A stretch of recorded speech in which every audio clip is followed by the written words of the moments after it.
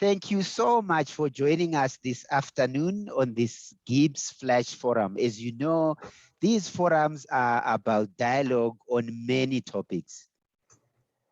And at this point in time, I'm so excited to get an opportunity to have an amazing panel with me this afternoon. What are we going to talk about this afternoon? We're talking about mental health in the workplace. Quite topical. We chose to talk about it deliberately in October. Some of you may know the 10th of October is World Mental Health Day. And of course, the whole month of October is dedicated to thinking about mental health. Our focus today, mental health in the workplace. I've got an esteemed panel with me today. Please, we want an interactive session as we always do on these GIBS Flash forums. Think about your questions, ask them as we go. Hopefully we'll have some time towards the end. I'll make sure I manage our time so that you'll be able to ask some questions that you haven't been able to ask via the chat if you'd like to do that. Just as a way of intro, I'm Dr. Frank Magwegwe, faculty member at GIBS, very passionate about mental health in the workplace. I do research on employee well-being and resilience, and of course, mental health, an important component of employee well-being. That's why I was so excited to get this opportunity to host this discussion today. And without further ado, let me get you to know our esteemed panelists this afternoon. I'm going to start with you, Naflika. If you may intro yourself, please, to our audience. Thanks so much, Frank, for having me, and a very good afternoon to everyone who's joined us. My name's Navlika Ritanji. I'm a clinical psychologist by profession, a GIBS MBA alumni, and currently the managing director of ICAS Southern Africa. Thanks. Lovely, Frank. lovely. Great to have you. Looking forward to your awesome insights on this topic that I also know you're quite passionate about, and you are involved on it in your role at ICAS on a daily basis. Anton, over to you. Good afternoon, Dr. Frank, and thank you very much for the invite. And also, thank you for being part of a well-esteemed panel. As you know, my name is Anton Engelbrecht. I'm working for Alexander Forbes. I've been in the health risk management industry for more than 26 years. And my focus as a more health risk scientist in terms of analytical data and specifically around the impact functionally in mental health and in the workplace, and looking around the productivity impact, absenteeism or sick leave, incapacity extended, and all the related aspects of incapacity and functioning as a productive employee in the workplace. So that is where I'm coming from, and that's what I've been involved with. I'm also a MBA alumni, so yeah, I'm proud to say that I'm happy to contribute towards this conversation. Hopefully can add value. Thank you very much for the invite. Yeah, lovely to have you, Anton. I followed some of your work and the reports that you and your team at Alexander Forbes have produced exactly around mental health and its effect in the workplace on employees. I'm looking forward to hear more of that as we progress in our dialogue this afternoon. Over to you, Dr. Nyati. Hi, everybody. My name is Lungi. I prefer to be called by my name rather than my title. I'm executive director at Entric, specifically looking after all things that relate to health risk in the medical scheme space. We look after 15 medical schemes and several corporates, and mental health is one of the areas that is a core cause of expenditure for medical schemes. And so obviously it's an interest area of ours as well. Thanks. Lovely, lovely. Looking forward also to having you share with us some thoughts around what are medical aids and what is your organization doing regarding all this info we are hearing around the impact of the COVID-19 pandemic on mental health. So looking forward to your contribution. Thank you, Lungi. And last but not least, Dr. Franz Korb, over to you, sir. Yeah, thank you for inviting me to be on the panel. I'm a registered psychiatrist as well as a registered clinical psychologist. And I've been in private practice here in Blairgowrie and Randburg for the last 30 years. So I work primarily in private practice. I've also been a lecturer at University of Pretoria as well as the University of Johannesburg in the psychology departments. And perhaps on a sideline, I've been involved with SADC, and I'm sure everybody knows about SADC. I think that's the opposition to ICAS. No, not really. And I've been involved with SADC for the last 28 years since it's started. And I've been on the board, and we run the helplines for the public as well as for several companies. We run helplines as well. Lovely, thank you, and thank you for your work on SADC. So for our guest today online, SADC stands for South African Anxiety and Depression Group, an amazing source of information on mental health. They have a WhatsApp line that you can use to access mental health services. There's a lot of information on different types of mental health condition, anxiety, bipolar, depression. So a wealth of information. And thank you so much for joining us, Franz, and the work that you do for SADC. Now, because I finished off with you, I'm going to start my first question addressed to you, if that's all right with you. Yeah. And I simply would like you to share with me, when you hear the term mental health, what comes to mind for you as a practicing psychiatrist? I mean, Frank, mental health is a very broad term. It's the same as physical health. It's a very, very, very broad term, and there are just such a lot of definitions on what is mental health. But I think the kind of definition I stick to is the one from the World Health Organization, which I'm sure everybody else knows. And that really states very simply that to be mentally healthy or a mental disturbance is really a disturbance in four areas. And that is disturbance in thought, in thinking. Secondly, a disturbance in your emotions and your feelings. A disturbance in your behavior, thirdly, and a disturbance in relationships. And when you've got a disturbance in one or two of those areas, it leads to significant either impairment or stress or suffering to the person in usually one or more of areas of living. So in your personal life, in your occupation life, or any of those kind of things. So I think that to me is the WHO definition. And I think that is a nice broad definition telling us exactly what mental health is. Thank you. For you, Nafliga, what does it mean in your organization at ICAS, but also in your day-to-day engagement with employees? Thanks, Frank. Just to build on what Dr. Franz has shared as well, I think it's important when we're talking about mental health to recognize that it is not limited to mental illness. It's a lot broader than that. Often when we hear the term mental health, people think that we're talking about depression and anxiety. Those are the two most sort of common forms that people think about. And when we talk about mental health, if we leave today's conversation with everyone having a better idea that actually mental health is something that we all need to pay attention to, and that we can all sort of practice really simple daily activities that keeps our mental health in check, then I think we've achieved a lot in this time together. The other thing I just want to say in starting off the conversation around mental health is that mental health and mental illness exist on the same continuum. It really is, we can sort of all display symptoms of mental illness on a day-to-day basis. It doesn't mean that we have a diagnosable condition as such.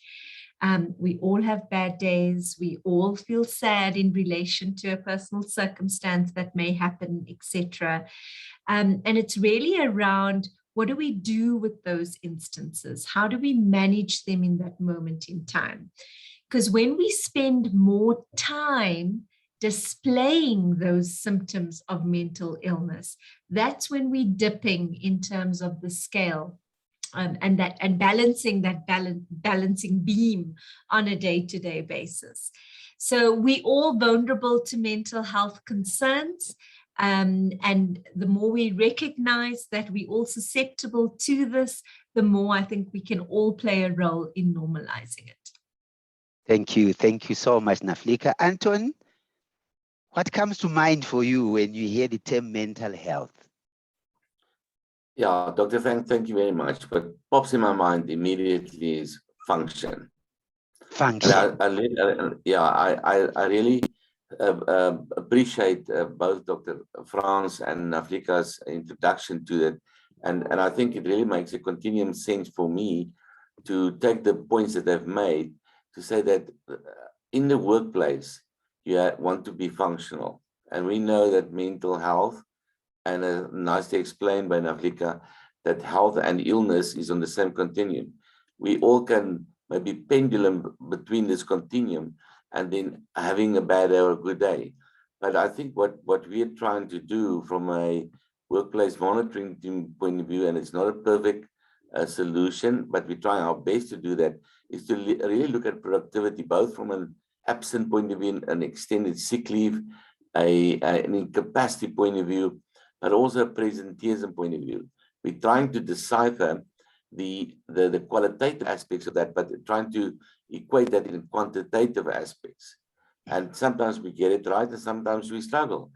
But we're trying to make some leadway in terms of get an understanding of the level of the impact. And it's not a perfect world, because you know how difficult would it be to just quantify presenteeism as such. We're struggling with that.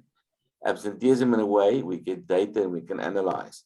Extended sick leave and extended incapacity, we can quantify in terms of certain number of days, but there are challenges. So I'm happy to get questions and maybe also hear more input from other panel members, how we can get to a solution which might not be a perfect world, but at least an indicative trend setter.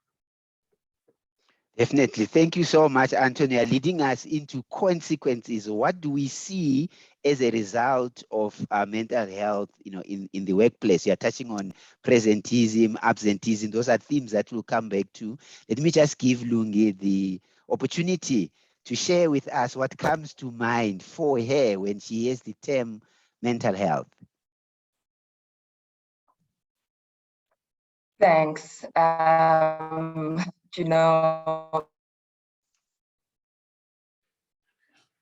Looks like we've lost actually Lungi. Often what comes to mind when I hear the term of mental health, who's facing mental illness. But do I go in and out?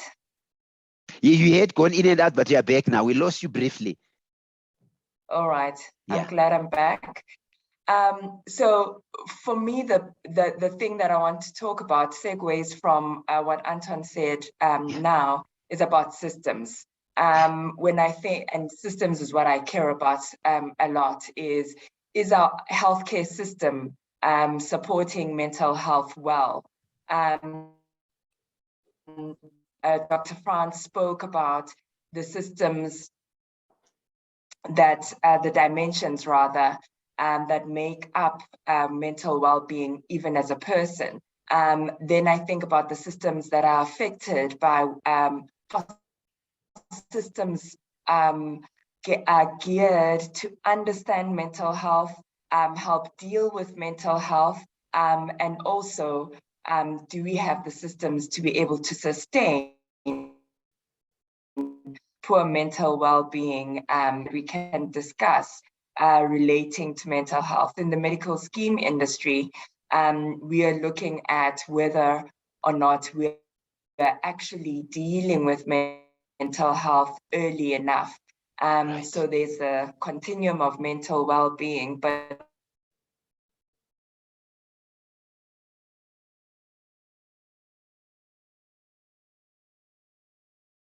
also there's a continuum of our funding for mental health. And that's an indictment to us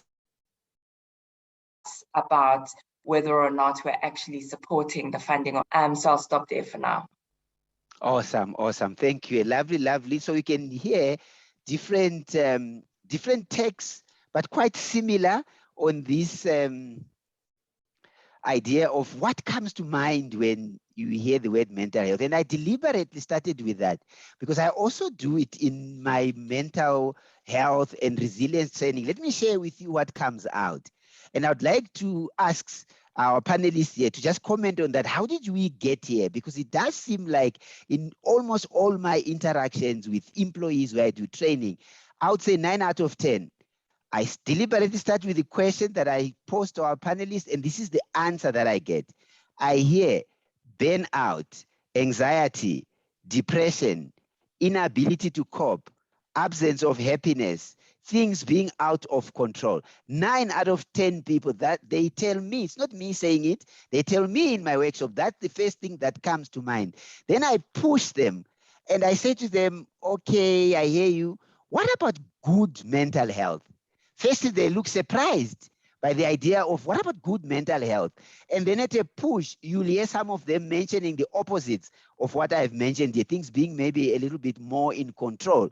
So it's so interesting for me. And I think you touched on that, Naflika, when you led us into the idea of there's a continuum. So maybe let me come back to you and just ask you, why do you think with the info that I've said that it does appear just in the work that I've done myself that I'm referring to, that it looks like employees, and that's what you are referring to here, they seem to associate the term mental health with burnout, anxiety, depression, inability to cope, absence of happiness, things being out of control. You know, words matter. Why do you think that is the case? And do you also see that in your work at ICAS? Absolutely, Frank. I think that what we are seeing is that there is a huge amount of stigma and discrimination associated with mental health. And I think it does hold a little bit of a legacy issue in terms of it constantly being associated with the negative connotation that something is wrong with my mental health, as opposed to mental health being the broader concept that incorporates the good, the bad, and the ugly. Yeah. So I certainly agree with you, and I do believe it's what we see as well. So it's consistent to that, and I do believe that talks like this goes a long way to creating more awareness, and that's why I started off by saying it's important that we recognize that it's so much more than just mental illness. I think it comes from the days where again, where people couldn't sort of describe in ways that were found as useful, the proactive things that we can do to manage our mental health. And it was associated to having feeling left out of control, needing assistance to the extent of being hospitalized or admitted, going to a mental institution. Those were sort of where it comes from. And so it has a negative connotation associated to it. And I think a lot of the work that's being done right now is around really making people feel comfortable to talk about their mental health the same way that they would talk about their physical health. We wouldn't think twice about saying, oh, I had such a bad flu this weekend, or I was under the covers because I had a really bad headache, or my back is really sore. Or we wouldn't think twice about feeling discriminated against by sharing that detail. And I think we need to still do a lot of work to create the platform and the space where people can talk about their mental health in the same way and not feel like it's something they need to hide behind or hide away from other people as well. Oh, thank you for that. Good afternoon. If you've just joined us, I'm Frank Magwege, hosting the GIBS Flash Forum. Today, we are focusing on mental health in the workplace. And I've got an esteemed panel that's helping us decipher and understand the term and what shows up in the workplace if an employee is struggling with low mental health. Let me go to Dr. Franz and help us paint a picture. We often hear, as Naflika said earlier on, that, depression, anxiety, that's the two that she mentioned earlier on. I would like you to help our audience this afternoon to understand when someone presents themselves to you, they are diagnosed as they are struggling with depression or high levels of anxiety. What does that mean? Can you help the layman who doesn't understand well this term mental health? Such a person, what are they going through? What is happening to them?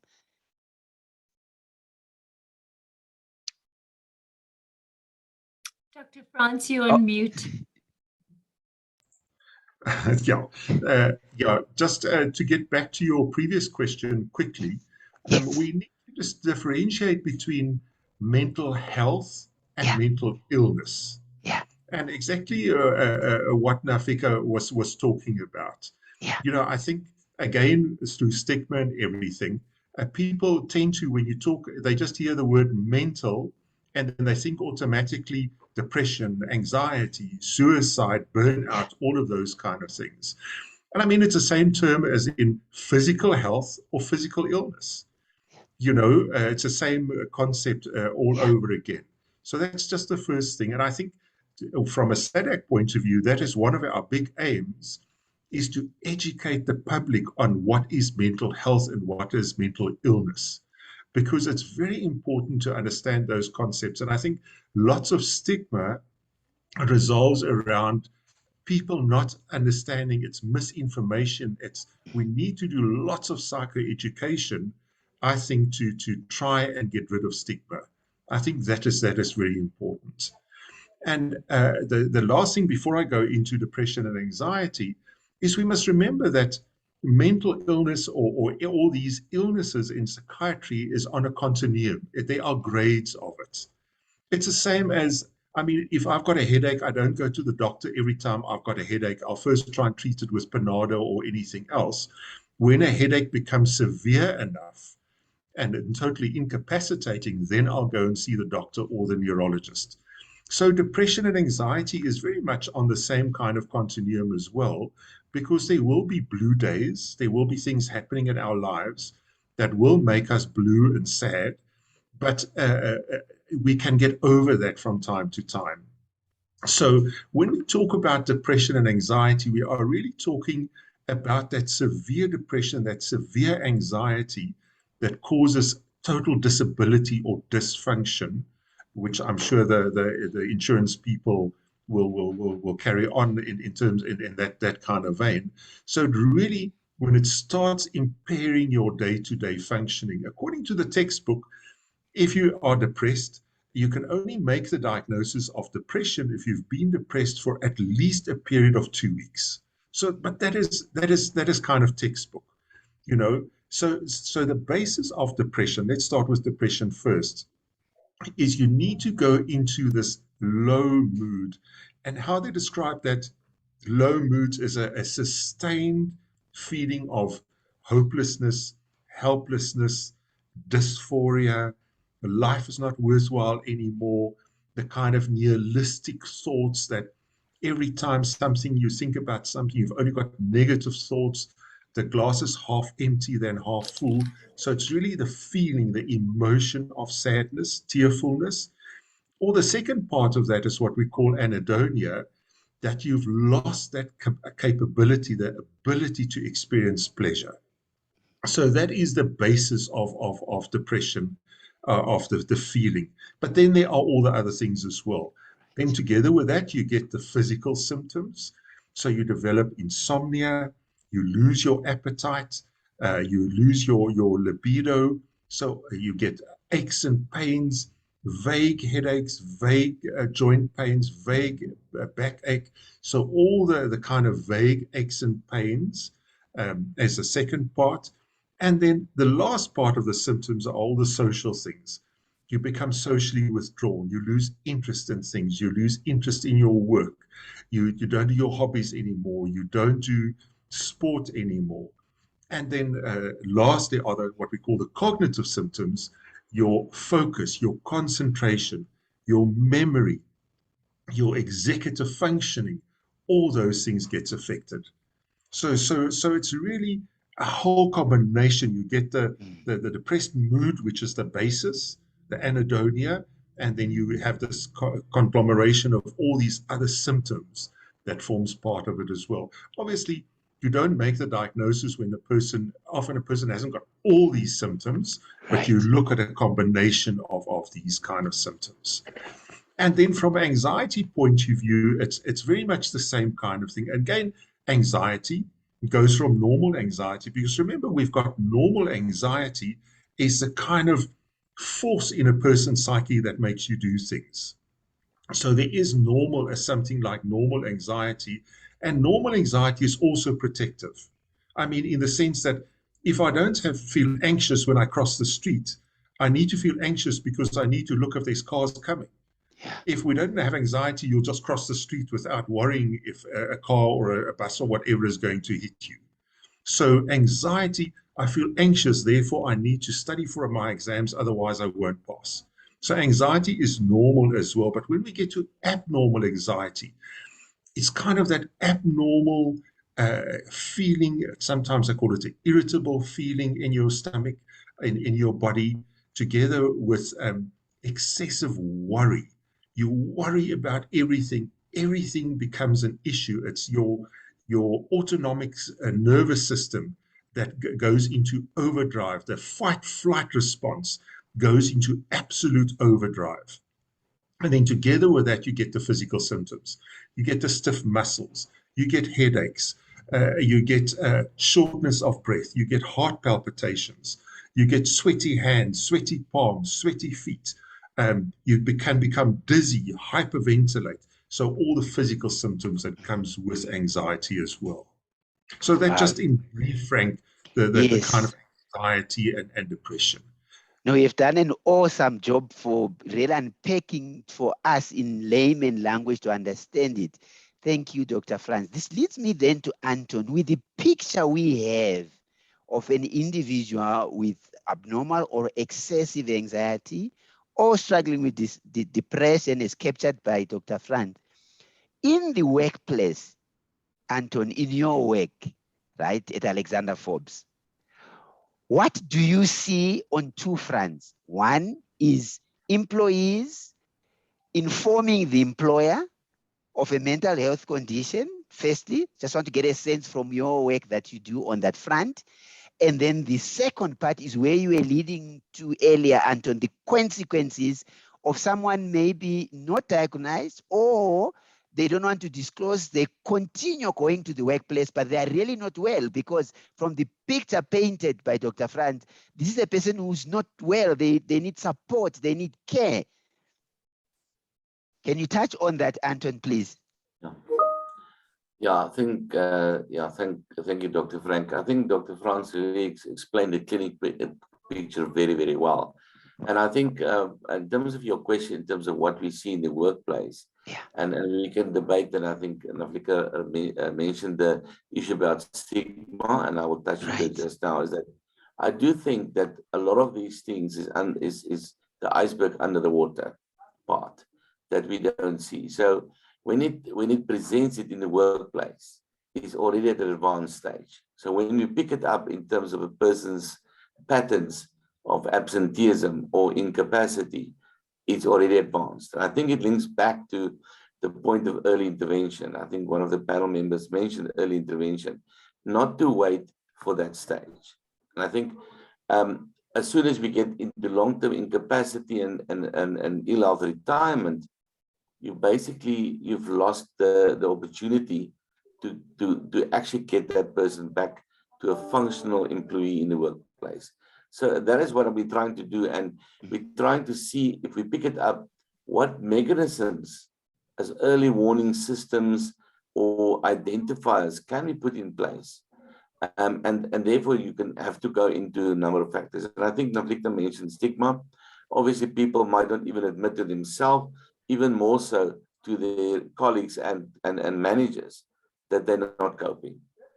The situation is actually becoming a bit more difficult, as we all know that we can work from anywhere.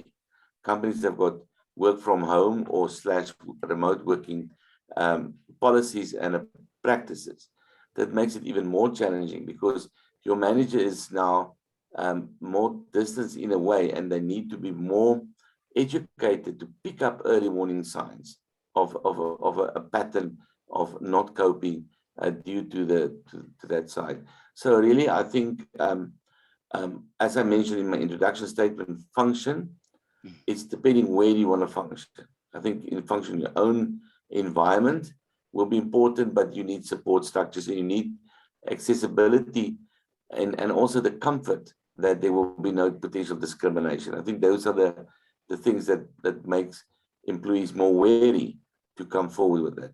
But once they've come forward, obviously they need to be protected. They need to feel that they're in a secure environment and they will be taken care of, and not being seen as, again, the attenuation of stigma as such, and being a deterrent for really putting up your hand for help in the workplace.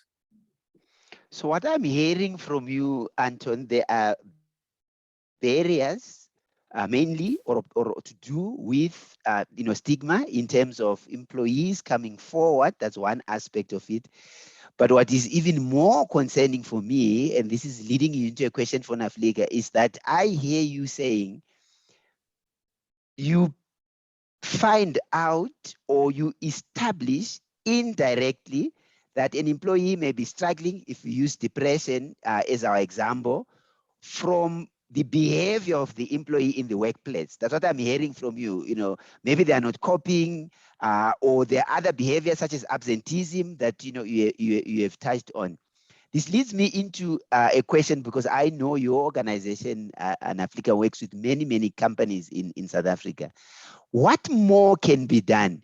Because Anton is telling us that by the time we pick behavior in the workplace, such as absenteeism that may be associated with depression, often the person has not been well for a long period of time. So it's quite sad for me that there's this indirect way of finding out.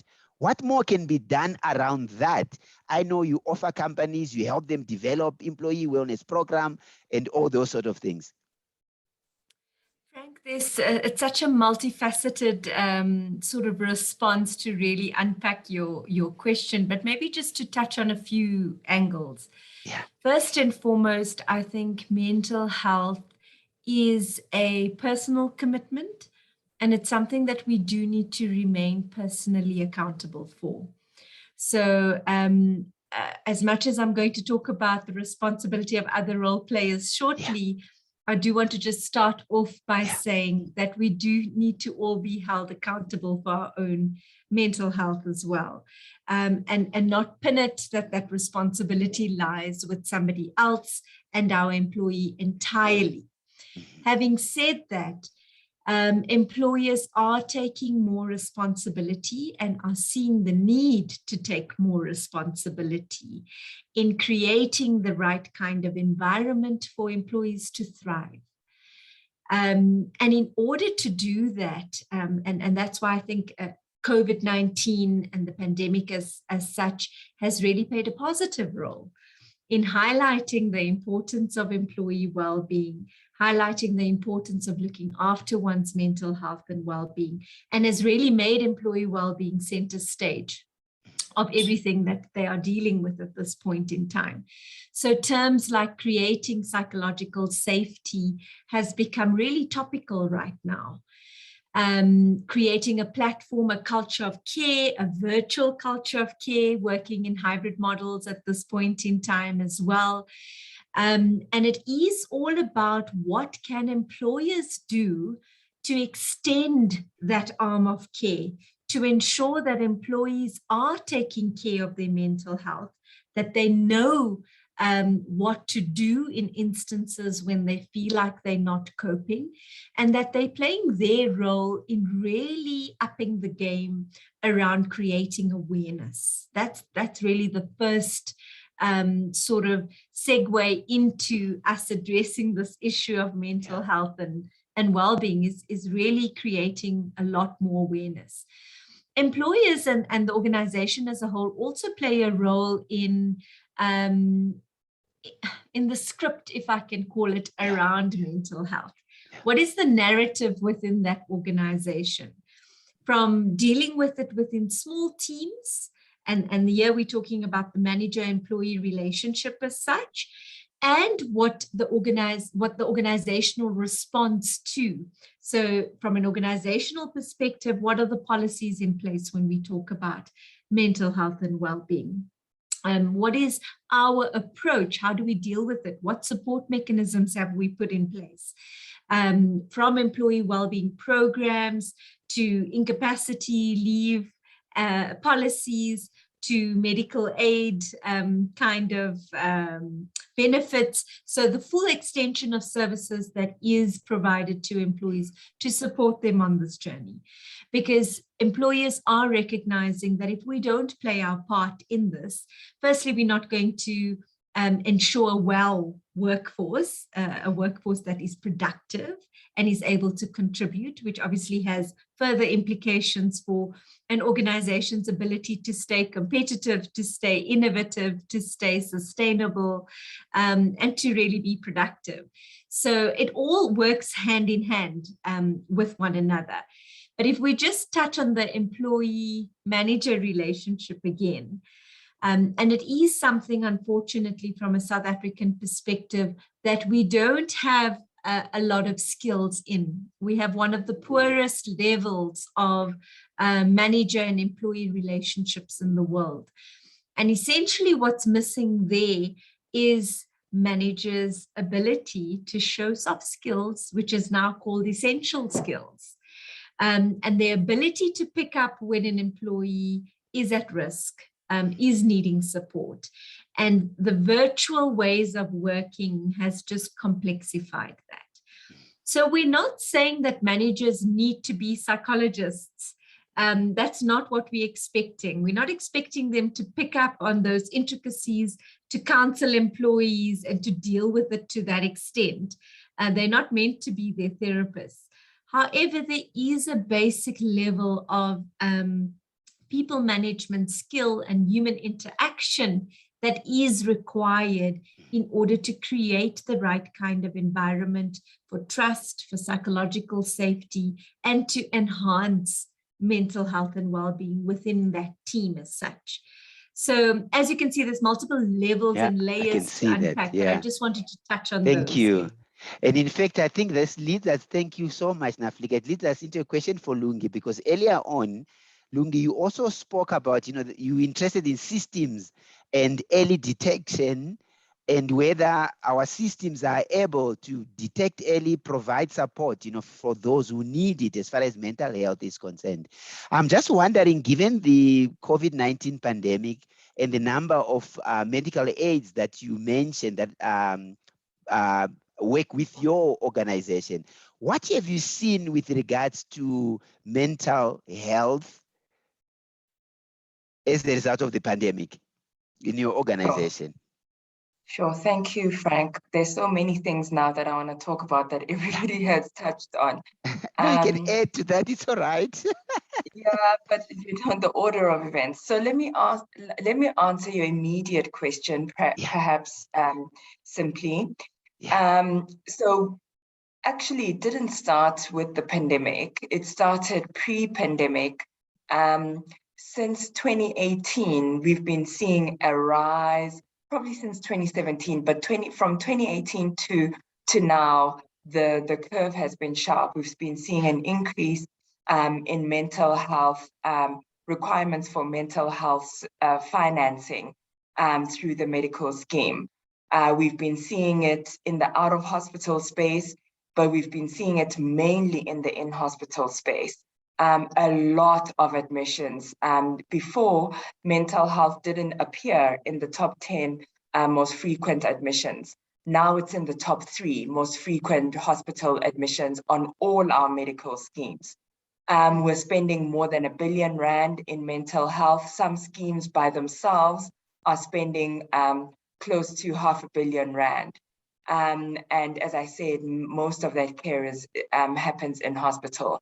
What's good, though, is that we are seeing that many medical schemes are wanting to play a role in early identification. And that happens in a number of ways. Most schemes are linked with workplaces because the vast majority of people who are on medical aid are employed, and they link with their workplaces, and many workplaces run some form of wellness program where there is screening for mainly the chronic conditions, so the diabetes, the blood pressure. So when you go to a workplace wellness program, those are mainly the things that will happen. But many of them are now adding some level of assessment for mental well-being in different ways. Some of that is just screening for stress. So it's simple stress questionnaires. Many loyalty programs are also including some stress questionnaires, and some then are more formalized screening questionnaires for mental issues. What's been great is that we're seeing a convergence between occupational health, organizational wellness, as well as medical schemes. Many of those are dovetailing their offerings to make sure that we're picking up mental illness in many different ways. Some people don't claim for mental health specific diagnoses. And so we've had to put algorithms in place that start to highlight potential mental illness. And Dr. Franz spoke about some of those. So for example, use of multiple jumping between doctors, repeated admissions for non-specific conditions, use of painkillers, excessive use of painkillers. When we start seeing those, it's a flag for us. And then we nudge that person. We nudge them to do a screening assessment as an example. So these are some of the things, I guess, that many medical schemes are looking at, but they inevitably end up having to work with the workplace because many things are in there. Then when we look at some of the workplace things, and Navlika touched on some of them, but we've started to see the link between, and I spoke about it actually in one of the sessions where you and I were at, Frank, we're starting to see links between financial indebtedness with mental health, and it goes both ways. Financial indebtedness will create mental health issues of different kinds and at any level, frankly, whether it's initially just stress and sometimes florid anxiety.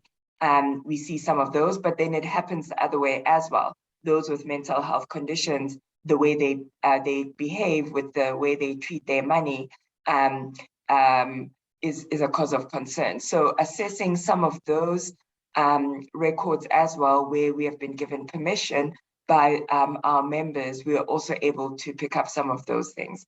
So the point I'm making really is that, firstly, screening, being very aware that there is a need for screening and getting workplaces to add mental health dimensions to their screening portfolios with their wellness providers is very key. And then the last thing then that I'd want to add is, post-COVID, we've seen an increase in mental health teleconsultations. We've seen some of those increasing. We've seen an increase of about 15% in the use of EAP, specifically for mental health. That's increased in the last 2 years, and we think it's related to COVID. And then obviously we've seen an increase in anxiety levels of different kinds. Anxiety and depression have skyrocketed now with post-COVID. Thanks. I'll stop there. Very comprehensive. I have a question for you, then I'll move to your fellow panelists. So you saying to us, 2017, 2018, the curve was already showing an uptick. And so, and I guess we could add and say the pandemic has just made it more, right? Yes. So the question is, what is driving it in our society?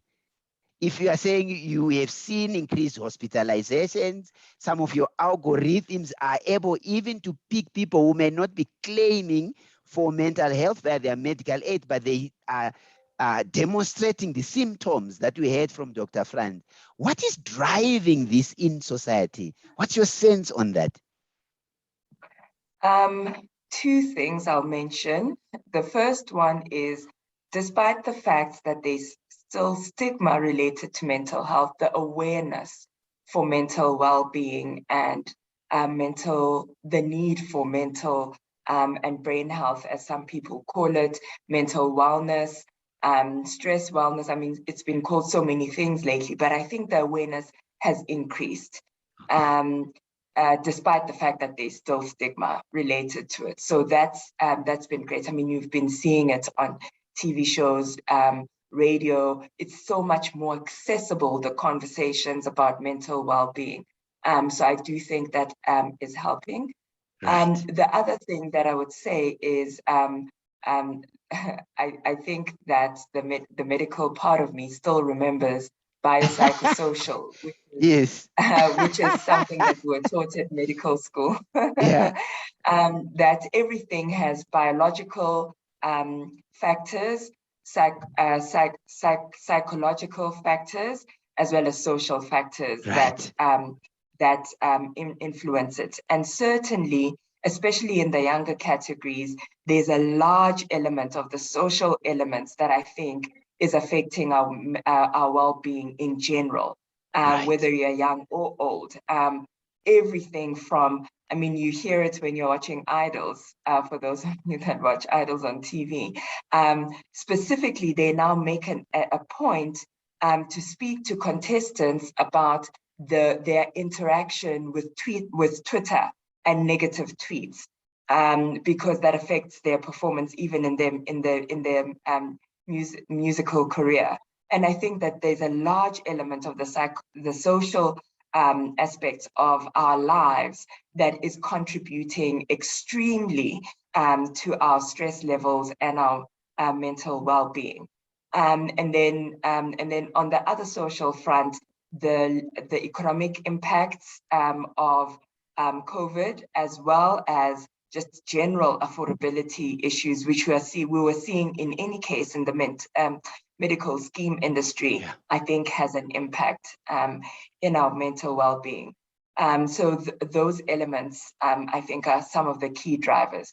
Definitely in the workplace, there's a lot of conversations, even in the workplace, that has to do with the interpersonal relationships. Right. To Navlika's point about the relationship between a manager and their employee is one of the things that comes up again and again in some of what is brought to the fore.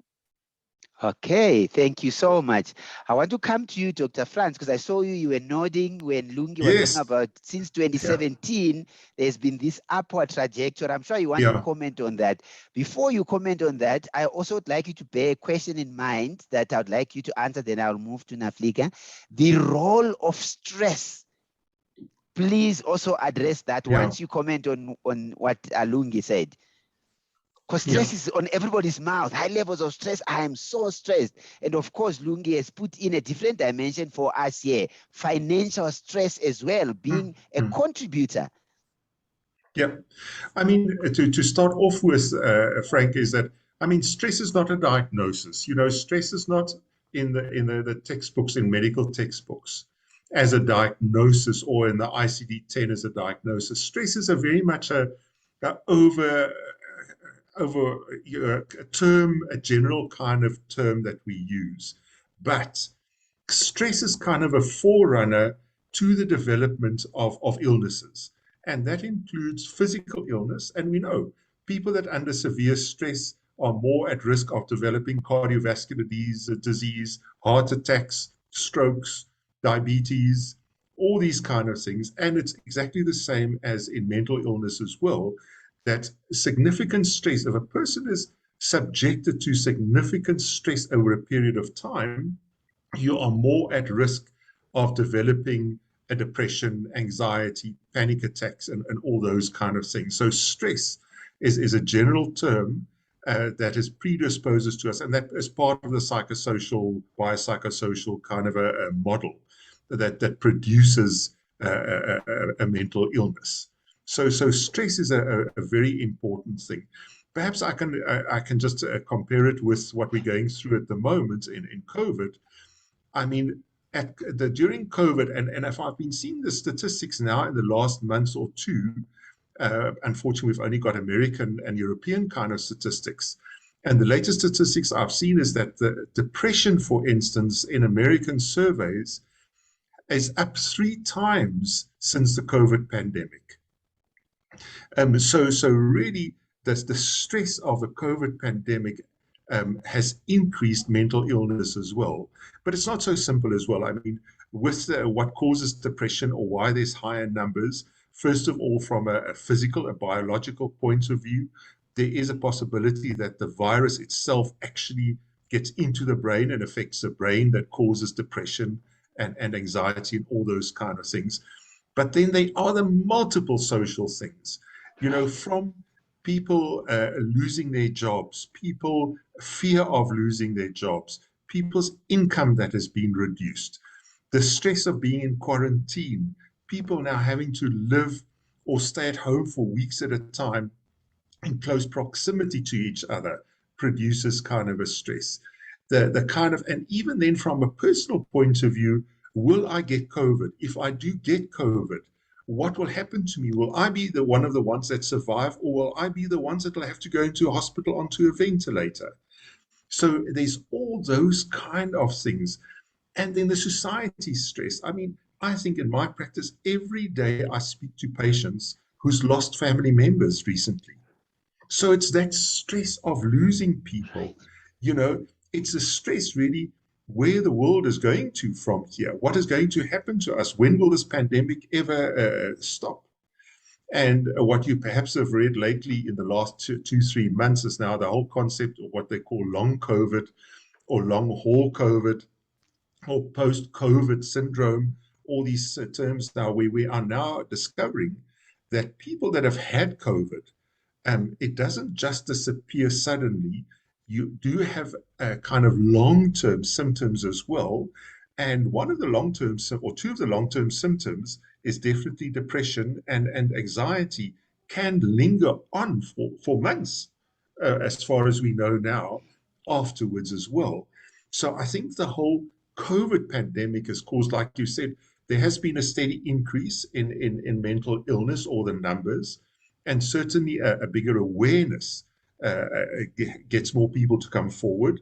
But I think with the COVID pandemic, it's now kind of done kind of a bit of an exponential turn upwards. And when I speak to my colleagues, both doctors, psychiatrists, and psychologists, everybody says that they've never been so busy.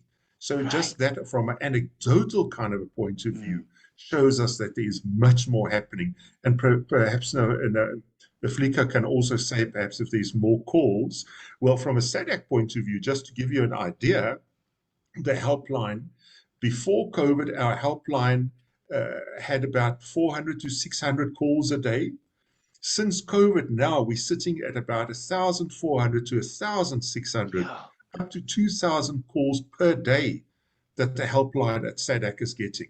Just again as a kind of a indication of the stress and the kind of problems in terms of mental illness or depression and anxiety that is being caused through the COVID pandemic. You read my mind, Dr. Franz, because I wanted to ask Naflika that question. Then I want us to go to the chat.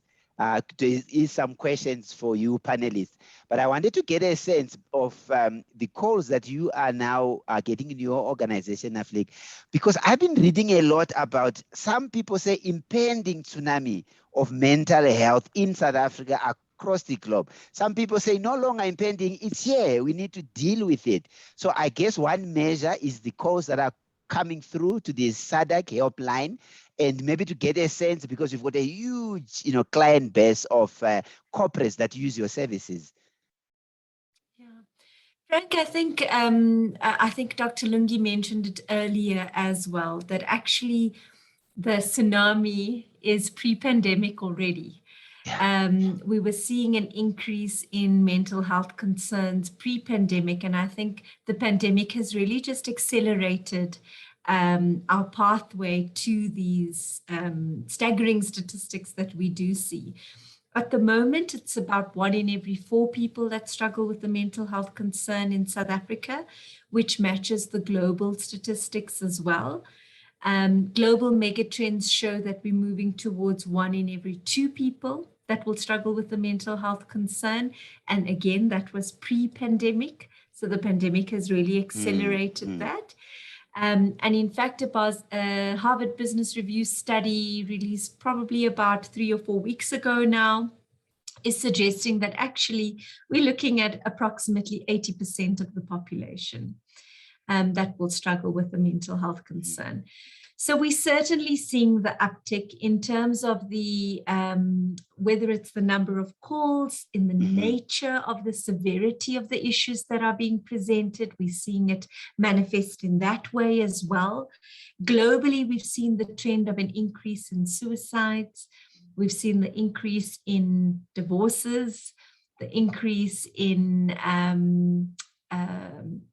gender-based violence, unfortunately, as well. So it is manifesting in different ways as well. And we're seeing it on the local front too. The history of pandemics have shown us that people struggle with anxiety and particularly PTSD post a pandemic anywhere between 2 to 6 years. Right. So there's still, I mean, you know, if we're not recognizing the gravitas of the situation right now, there's still more to come in terms of what people are still left to deal with. We are nowhere near post-pandemic. We're still very much in the throes of the pandemic. And so I think that conversations like this really opens up the opportunity to create the space for post-traumatic growth as opposed to post-traumatic stress. Right. And so there's a lot of work that needs to be done in this space. And I don't think it's an impending tsunami. It certainly is.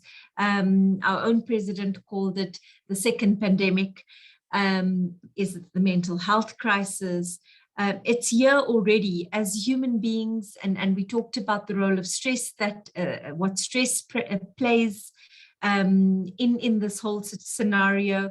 As human beings, we are built to deal with stress. That's why we have sort of automatic adrenaline responses, etc. It's there to protect us. It plays a role in how we cope with our day-to-day lives.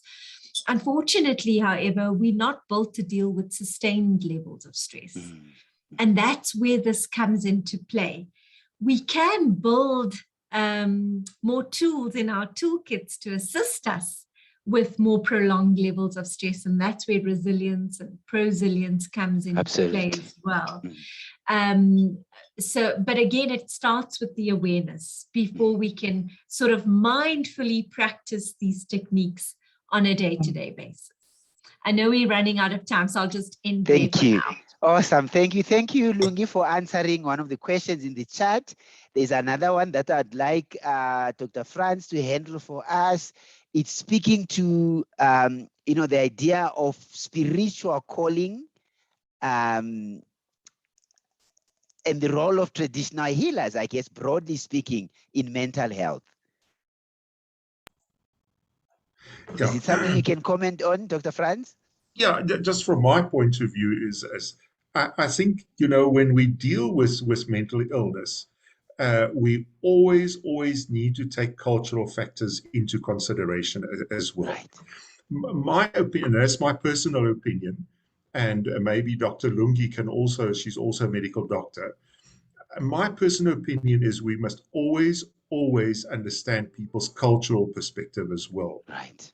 I'm not a doctor that says, you know, if you talk about ancestors or spiritual or traditional healers or sangomas, that is absolute nonsense. Don't believe in that. But or if you talk about homeopathy, that is absolute nonsense. Don't go and take herbs. That is definitely not. I think what we need to create is a platform for understanding that, you know, I don't mind if you are severely depressed and you want to go and speak to the traditional healer as well. I'm absolutely happy for you to do that. But, You know, we need to combine our treatments. I want you to take my antidepressant, and I'm happy for you to go and speak to the traditional healer. I mean, I think that is the ideal, that it's not mutually exclusive, but it's the question should really be is how can we all work together? Because mental health does include cultural, perhaps under the biopsychosocial, the social things as well. And I think social, spiritual, cultural, all those things we need to take into consideration and be aware of it and understand it and also deal with it in a very sensitive, supportive, understanding way. Awesome. Yeah, Thank you. yeah, Unfortunately, we have yeah. run out of time. Thank you for really an awesome and eye-opening discussion. I'll just finish off by, asking you, Anton, there's a question there in the chat that's just saying, do employees use enough of the employee assistance programs provided by their employers? What do you see, Anton, in your experience? We'll close off on that. I think two things I want to make, just maybe point is that we can never do enough. I think that's what we have to agree, that we can do more. We all live in a very challenging environment from all aspects in the world, and the workplace is probably the more challenge because there's output required, and you need to create a safe environment for people to function optimally. I think that's the first thing. And then, yes, I think we need hope. We need a good, positive message of hope. And it will come from all the leaders in the workplace as well as national leadership to come and say that there is hope in down the line. And we don't have to feel that we're drowning. And that, I think, will lift a social positiveness, will lift the whole mood in a way for us to deal with all the challenges that's very well articulated by all our panel members to say, let's work together, because this is not something that anyone in an isolation can deal with. Let's work together and strive for a better outcome for the future, because that's what we need as a society, is hope for the future. Thank you so much, Anton. And Dr. Lungi says, please, as we know, there are good behaviors for your physical health. There is also good behaviors and habits for your mental health. So I want to close off on that. To our panelists, thank you so much for your time. And to our delegates on this call, there are behaviors and habits that you can adopt to enhance your mental wellness. Please look into that and do more of that. Thank you so much for your time this afternoon. It has really been an awesome GIBS Flash Forum. Thank you, everybody. Thank you, Frank. Thanks, panelists.